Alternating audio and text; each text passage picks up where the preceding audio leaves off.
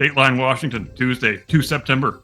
After a 4-year period in which President Joe Biden and DHS Secretary, the enemy saboteur Alejandro Mayorkas, gleefully allowed over 300,000 foreign children to be sold into sex slavery, President Donald Trump's Immigration and Customs Enforcement Agency, ICE to its friends, reported this week that the inflow of so-called unaccompanied alien children dropped to a total of 575 in July of this year, which is down 93% from last year's July total of 7,501, which is strange because I seem to recall Biden and the enemy saboteur Mayorkas and the former border czar Kamala Harris swearing up and down for 4 straight years that securing our border was an absolute logistical impossibility, and that goal could never be achieved without Congress passing something that they called comprehensive immigration reform.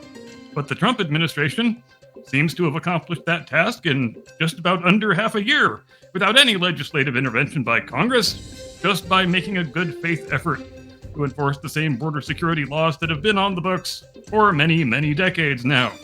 In fact, if one didn't know better, one might almost suspect that President Biden and the enemy saboteur Mayorkas and the erstwhile border czar Mrs. Emhoff, who later claimed she never was actually the border czar, were lying that whole time, and they knew they were lying. But irrespective of all that, don't you worry your pretty little head over those 300,000 children being sold into sex slavery, because the Biden-Harris administration, they were very deeply concerned for those kids' well-being. So concerned were they, in fact, that each one of those children was given a phone number that they could call if they were subject to any abuse or mistreatment.